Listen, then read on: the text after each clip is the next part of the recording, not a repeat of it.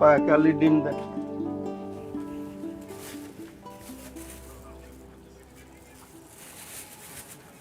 টাকাটা দিয়ে দেন। টাকা বিকেল দিমন। মনে করে দিয়েন কিন্তু। ঠিক আছে।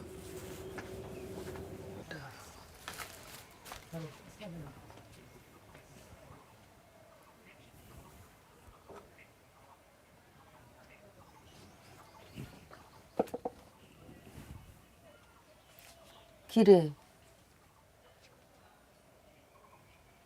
কি হয়েছে?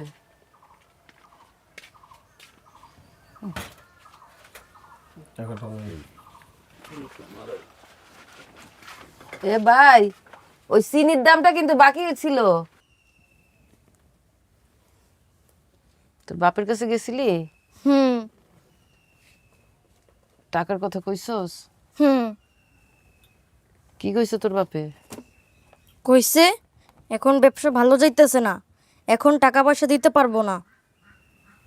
আমগো খরচের কথা কইলে ওই একই কথা শুনাইতেছে।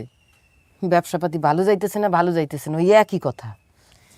স্কুলে সবাই আমরা নিয়ে হাসাহাসি করে, কয় রাতুল তোর বাবা নাকি আরেকটা বিয়ে করতেছে।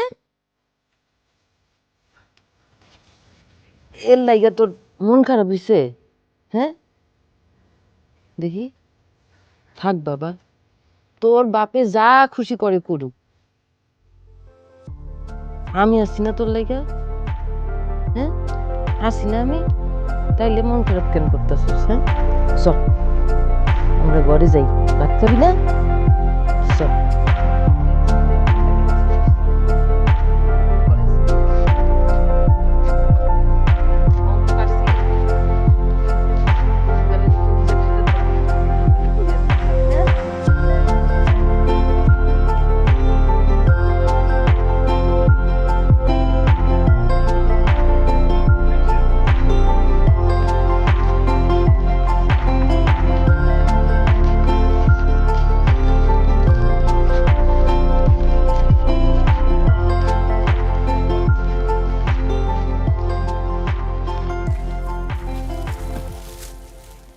বাবা শোন, কে কি কইছে সেইটা নিয়ে মন খারাপ কইরা কোনো লাভ নাই, কেমন?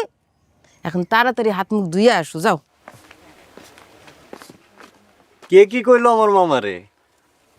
আর কে কি কইব? ওর বাপে কইছে ভরণ পোষণ দিতে পারবো না, আর ওর এই স্কুলের বন্ধুগুলান বলে ওরা নিয়ে হাসাহাসি করে, কয় বলে যে ওর বাপে আরেকটা বিয়া করতেছে। কি কব বউ, কইলেই হইল নাকি? অনেক ঘুরাইতেছে এই লোকটা, এবার একটা হয় হেস্ত নেস্ত কইরা ছাড়ো। কি করবি তুই ভাই? ওর বিয়া থামায় আমগুলাপ কি? আরে করুক না বিয়া, কিন্তু নিজের স্ত্রীর ভরণ পোষণ দিব না, সেটা না দিলে ওই বেটার খবর আছে। কত দেখি ভাই, রাতুলটার 3 মাস হলে স্কুলের বেতন দেওয়া হয় নাই। হ্যাঁ, আর গত মাসে অসুস্থ হয়ে পড়লো, কতগুলা টাকা খরচ হলো চিকিৎসা করতে। আমার কথা তো শোনো না বুবু, আমি বলি কলেজ যাওয়া বাদ দেই, দোকানটা দুইজন মিলেই দেখি, আয় উন্নতি বাড়বো। আয় উন্নতির চেষ্টা তো আমিই করতেছি ভাই, আর ওই লেখাপড়া না শিখা ছোটবেলার থেকে দোকানদারি করলে কিছু হইব? হ্যাঁ, আমি চাই তুই বাবার স্বপ্নটা পূরণ কর। বাবার তো তোমার নিয়েও স্বপ্ন ছিল বুবু, মা মারা যাওয়ার পর কত আদর করে বড় করছে আমাদের দুইজন রে বাবা, কত আদর কইরা সে নিজের মেয়েটার বিয়া দিল।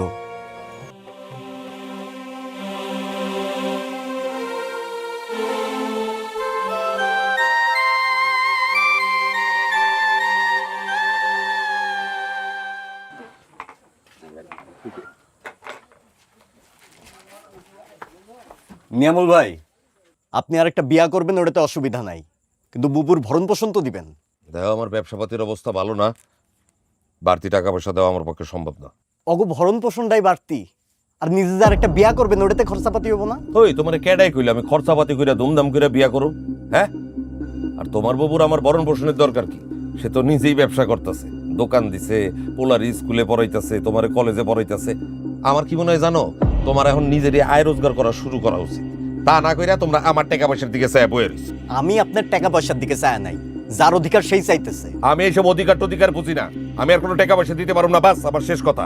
নিয়ামুল ভাই, আপনি কিন্তু অসহায় মানুষটার সাথে অন্যায় করতেছেন। আমি কিন্তু গ্রামে সালিশ বসামু। ওই মিয়া, তুমি সালিশের দরকারে দেখো আমারে, আমি কারো সালিশ টালিশ মানি না। যাও, না পারার করো গিয়া। ওই মাসুম ওই কি হইছে?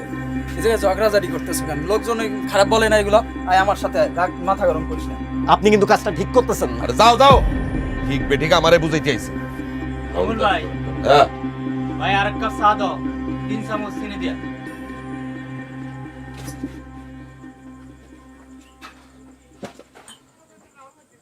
কি করুম কত রাজন? গত 4 মাস ধরে বদমাইশ লোকটা বুবুরে কোনো ভরণ পোষণ দিতেছে না, তার উপরে নতুন করে একটা বিয়ার ফন্দি করতেছে। আরে শোন, মাথা গরম করে কোনো কিছুই হইব না, যা করার করতে হইবে আইনি প্রক্রিয়ার মাধ্যমে। কিন্তু কোর্ট কাছারি করতে গেলে তো অনেক ঝামেলা, খরচও অনেক বেশি। তোরে আমি গত সপ্তাহে বলছিলাম না, আমাদের ইউথ ক্লাবে একটা কর্মশালার আয়োজন করা হয়েছিল, তোরে তো যাইতে বলছিলাম, তুই তো গেলি না। মনে আছে। ওইখানে গিয়েই আমি এই গ্রাম আদালতের কথা জানছি। গ্রাম আদালত? এটা আবার কেমন হবে?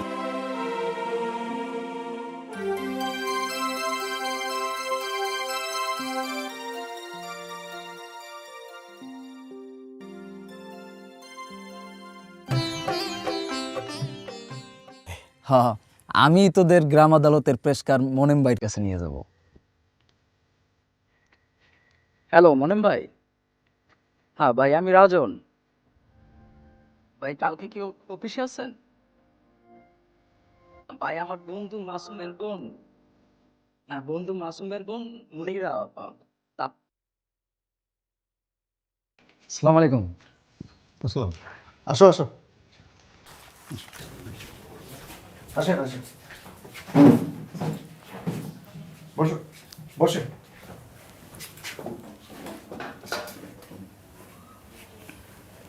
কাল রাতে যে কেস আলাপ করছিল ওই কেস? জি ভাই, এই তো। আপা, আপনি স্ত্রী কর্তৃক বকেয়া ভরণ পোষণের দেওয়ানি বিরোধ নিষ্পত্তির জন্য আবেদন করতে পারেন। এর জন্য আমি ফর্ম দিয়ে দিচ্ছি, আপনি পূরণ করে দিয়েন। তারপরে দেওয়ানি আবেদনের জন্য 20 টাকা জমা দিয়ে যান। আর ফৌজদারি মামলা হলে কত টাকা দিতে হয়? 10 টাকা। আচ্ছা ভাই, ওই ফর্ম পূরণ করার পর কি করতে হইব? বিষয়টা ইউনিয়ন পরিষদের চেয়ারম্যান আপনাদের আবেদনটা দেখবেন। এরপর যদি এটা গ্রাম আদালতের এখতিয়ারভুক্ত হয় তাহলে তিনি আবেদনটা গ্রহণ করবেন। তাইলে দেন, একটা ফর্ম দেন। এই নেন, এটা ফিল আপ করে দেন। ট্রেনিং কেমন হলো? ভালো ভাই, এই তো গ্রাম আদালত সম্পর্কে সবকিছু শিখতে পারলাম। ভাই, আবেদনকারী তো আমার নাম, কিন্তু এই যে প্রতিবাদীর নাম, এইটা কি? প্রতিবাদকারী হচ্ছে আপনি যার বিরুদ্ধে আবেদন করছেন তার নাম লিখবেন। তাহলে ওই ইয়ার বাপের নাম রাখতে হবে। ভালোই হয়েছে, তুমি ট্রেনিং করার পরে একজন নিয়ে আস, আর এই বিষয়টা গ্রামের সবার মধ্যে একটু জানাই দিবা।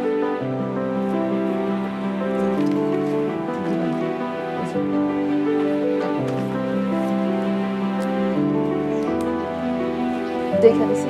হ্যাঁ,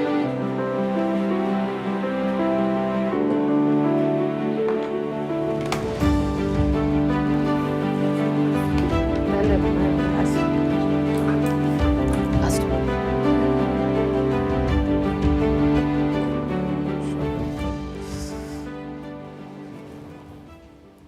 মনে, আমি তো মনিরার আবেদনপত্রটা দেখলাম।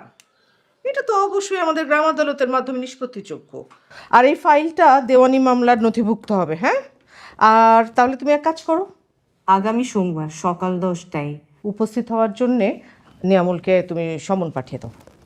মনিরাকেও একই সময় হাজির হওয়ার জন্য খবর পাঠিয়ে দিই। অবশ্যই, আবেদনকারী প্রতিবাদকারী দুজনকেই তো এই গ্রাম আদালতের ব্যাপারটা বুঝিয়ে বলতে হবে, তাই না? ঠিক আছে। আচ্ছা, সিংহের ঘাটের নিয়ামন আছে না?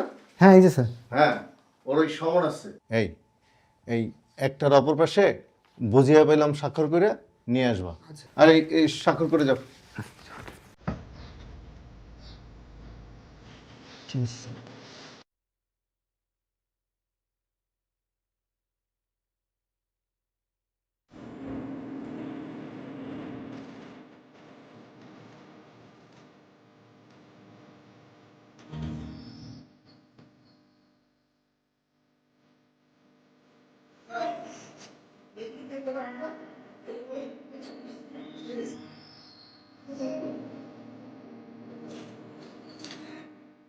নিয়ামুল ভাই, নিয়ামুল ভাই বাড়ি আছো?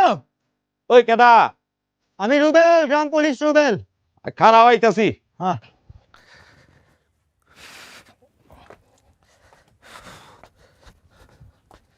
কি হইছে ভাই? নিয়ামুল ভাই, হুম? তোমার নামে তো একটা সমন আছে। সমন? কিসের সমন? ওই আগামী সোমবার সকাল 10টায় গ্রাম আদালতে হাজির হওয়ার সমন। কে? আরে তোমার স্ত্রী মনিরা বেগম গ্রাম আদালতে তোমার বিরুদ্ধে বিচারের আবেদন করছে। চেয়ারম্যান ম্যাডাম তাই তোমার সমন দিছে। এসব বিচার টিচারে কোনো কাম হইব না। দেহি সমন দেহি। এই যে লও সমন, আর অন্যটার উল্টা পিঠে আমার একটা সই করে দাও। তুমি যে সমন পাইছো হের প্রমাণ। পাইছি পাইছি, সমন পাইছি, কিন্তু মনি রাজা চাইতেছে তা সে জীবনে পাইব না। এসব বিচার মিচার করে কোনো কাম হইব না। ধরো, কত বড় সাহস, সমন পাঠাইছে, বরণ পোষণ চায়।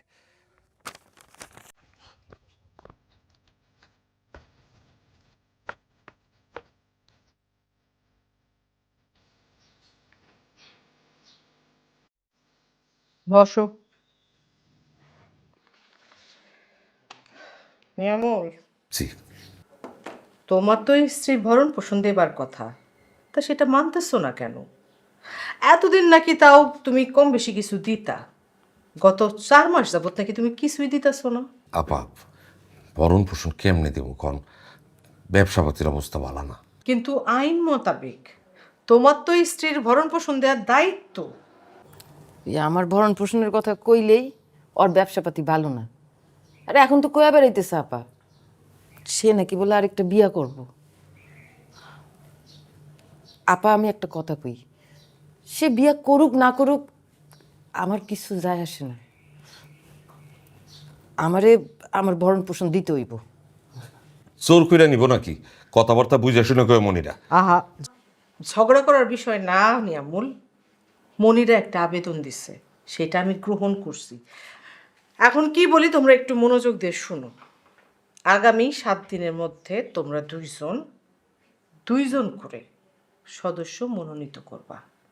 আর এই 2 সদস্যের মধ্যে একজনকে অবশ্যই ইউনিয়ন পরিষদের সদস্য হতে হবে, আর অপরজন তোমাদের পরিচিত স্থানীয় কোনো ব্যক্তি। তবে তোমরা চাইলে ইউনিয়ন পরিষদের চেয়ারম্যানের অনুমতি নিয়ে ইউনিয়ন পরিষদের সদস্যদের পরিবর্তে পরিচিত যে কোনো ব্যক্তিকে গ্রাম আদালতের সদস্য হিসেবে মনোনীত করতে পারবে। আপা মানে যে কাউরে নির্বাচিত করতে পারবো? পারবে। তবে একটা জরুরি বিষয় বলি, মনিরার এই বিরোধ নিষ্পত্তির আবেদনটি যেহেতু নারী অধিকার বিষয়ক, তাই মনিরা অবশ্যই একজন নারী সদস্য মনোনীত করবে। কি মনিরা, আমার কথা বুঝতে পারছো? জি আপা, বুঝছি। তোমাদের 2 জনের মনোনীত 2জন করে 4 জন, আর ইউনিয়ন পরিষদের চেয়ারম্যান, এই মোট 5 জন সদস্য নিয়ে একটি গ্রাম আদালত গঠন করা হবে। আর সেখানেই তোমাদের এই ভরণ পোষণের বিরোধের শুনানি হবে। ইউনিয়ন পরিষদের চেয়ারম্যানই কিন্তু গ্রাম আদালতের চেয়ারম্যান। তবে তোমাদের 2 জনের মধ্যে কারোর যদি চেয়ারম্যানের উপর আস্থা না থাকে, তাহলে তোমরা যেটা করতে পারো, উপজেলা নির্বাহী অফিসার বরাবর চেয়ারম্যান পরিবর্তনের জন্য একটা আবেদন করতে পারো। তখন কি করা হবে? তখন উপজেলা নির্বাহী অফিসার ইউনিয়নের প্যানেল চেয়ারম্যান অথবা মেম্বারকে গ্রাম আদালতের চেয়ারম্যানের দায়িত্ব দিয়ে বিরোধ নিষ্পত্তির ব্যবস্থা করবেন। আমি আপনাদের সদস্য নির্বাচনের নির্দেশনামা ও ফর্ম দিয়ে দেব। তবে কি জানো, গ্রাম আদালতে তোমার মতো নারীরা ছাড়াও আদিবাসী ও প্রান্তিক জনগোষ্ঠীরও সুবিচার পাওয়ার ব্যবস্থা আছে। মনে 2 পক্ষের সদস্য নির্বাচন হয়ে গেলে তুমি সেই সব সদস্যদেরকে চিঠি পাঠানোর ব্যবস্থা করো, ঠিক আছে? জি আল্লাহ, চলেন। আসে আপা, আসসালামু আলাইকুম। ওয়ালাইকুম আসসালাম। মেম্বার সাহেব বাড়ি আছেন? আসসালামু আলাইকুম স্যার। স্যার ওই মনিরা আপনারে গ্রাম আদালতে তার পক্ষে সদস্য হিসেবে মনোনীত করছে। তো এই যে আপনার আগামী সোমবার হচ্ছে শুনানি, ওইটারই অনুরোধপত্র। আর স্যার এই যে এইখানে একটা সই করে দিতে হবে, ওই আমার প্রাপ্তি স্বীকারটা বুঝা দিন। জি স্যার, ওই যে চায়ের দোকানদার, এখানে একটা সই করে দিন। কোথায় দেবো?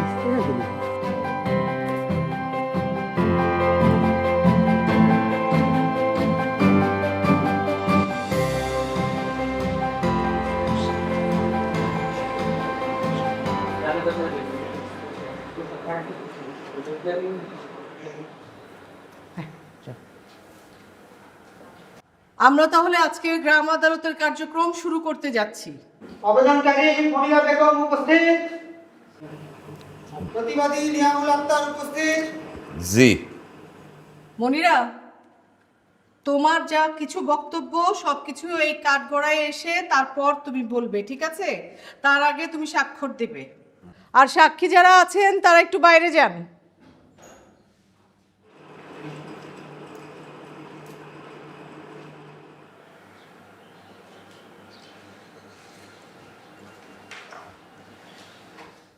বলেন। আমি মনিরা বেগম প্রতিজ্ঞাপূর্বক শপথ করিতেছি যে প্রতিজ্ঞাপূর্বক শপথ করিতেছি যে আমি যাহা বলিব সত্য বলিব, আমি যাহা বলিব সত্য বলিব, সত্য বই মিথ্যা বলিব না, সত্য বই মিথ্যা বলিব না, কোনো কথা গোপন করিব না। কোনো কথা গোপন করিব না। বলো মনিরা, তোমার বক্তব্য বলো।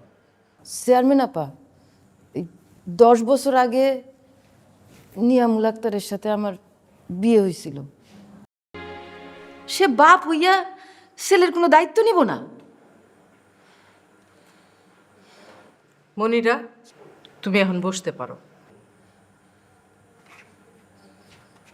আমরা এবার প্রতিবাদী নিয়ামুলের কথা শুনব। নিয়ামুল,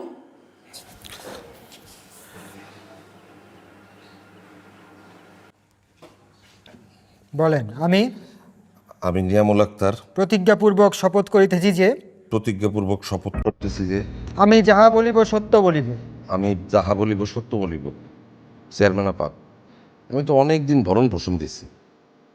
আমার ব্যবসার অবস্থা ভালো না, হাতে টাকা পয়সা নাই, তাই আমি ভরণ পোষণ দিতে পারতেছি।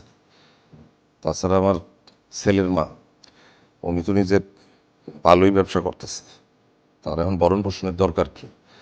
তাছাড়া সে তার বাইরে কলেজে পড়াশোনা করাইতেছে, আর নিজের ছেলের বেলা এত গরিমসি কেন পা? তখন তো টাকার অভাব হয় না বাইরে যখন কলেজে পড়ায়। নিয়ামুল, তুমি কি চাও না তোমার ছেলে লেখাপড়া করুক, শিক্ষিত হোক? তার প্রতি কি তোমার দায়িত্ব নাই? দায়িত্ব আছে আপা, কিন্তু টাকা পয়সা নাই। আর পৃথিবীর কোন বাপটা না চায় তারপরে লেখাপড়া করুক, মানুষের মতো মানুষ হোক? তো একটা কথা কি জানে না পা, আমার মতো গরিব ঘরের মানুষের পোলাপাইনের লেখাপড়ার শখ না থাকাই ভালো। লেখাপড়া কোনো শখ না, এটা সবার জন্য জরুরি। শোনো নিয়ামুল, তোমার ছেলে যদি সুশিক্ষা পায়, মানে পড়াশোনা করার সুযোগ পায়, সে উচ্চ শিক্ষিত একজন পেশাজীবী হবে, বড় ব্যবসায়ী হতে পারে। বুঝলে কিছু? জি আপা। বসো।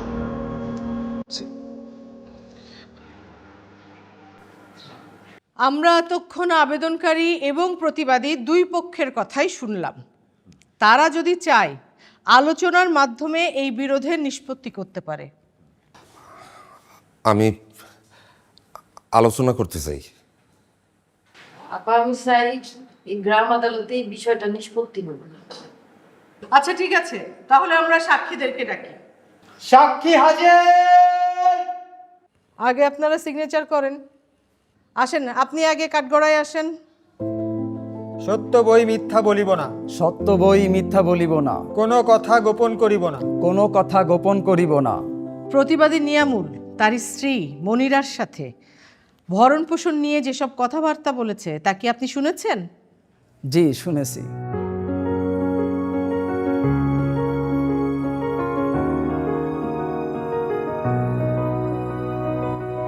ধন্যবাদ। আদালত আধা ঘন্টার জন্য মুলতবি ঘোষণা করা হচ্ছে। সদস্যরা বসবে, আলোচনা করবে, তারপর আবার আদালত বসবে। তো দোকানপাট ঠিক মতো চলে না, সেটা তো একটু দেখতে হবে, সেটাও তো দেখেন সবাই, কি কান? এটা তো মনিরার অধিকার, নিয়ামুলকে ওর স্ত্রীর ভরণ পোষণ দিতেই হবে। আমরা শুনানিতে আবেদনকারী মনিরা বেগম এবং প্রতিবাদী নিয়ামুল আক্তারের কথা শুনলাম। আমরা বুঝতে পেরেছি যে তারা দুজনেই তাদের সন্তানের সুন্দর একটা ভবিষ্যৎ চায়। আসলে তাদের দুজনের পরস্পরের রাগ ও ক্ষোভের কারণে সেইটা থেকে এই সমস্যার সৃষ্টি হয়েছে। আদালত এই সিদ্ধান্ত দিচ্ছে যে নিয়ামুল এখন থেকে প্রতি মাসে ৩,০০০ টাকা করে তার স্ত্রীর ভরণ পোষণ দিবে। আপাপ, আমি আসলে রাগ আর জিদের মধ্যে বইলা ফেলাইছিলাম যে ওদের আর ভরণ পোষণ দিব না, কিন্তু এখন আমি সত্যি বুঝতে পারছি এইটা তো ওদের অধিকার, ওদের ভরণ পোষণ দিতে কি, আর ওগুলোর প্রতি আমারও দায়িত্ব আছে। আপা, আর ৫ জন বাবার মতো আমিও চাই আমার ছেলে যেন লেখাপড়া শিখে অনেক বড় মানুষ হয়, ওরা ভালো থাকুক। আপা, হ্যাঁ রে, তোর কাছে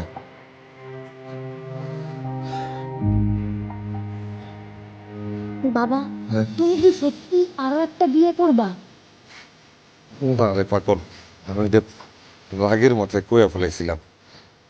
এক সংসারের ভরণ পোষণই দিতে পারি না, আর একটা বিয়া, ওইটা আসলে সত্যিটা বাবা, ওইটা রাগের মাথায় কইয়া ফেলেছি, সত্যি না।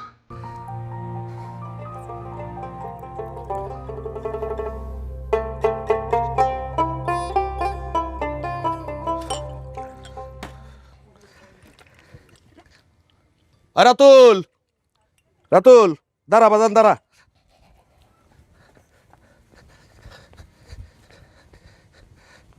কই যাও বাজান? স্কুলে। স্কুলে? আচ্ছা দাঁড়া, এই যে 10টা টাকা দিলাম, 10 টাকা নিয়ে টিফিনের সময় কিনে আসছি।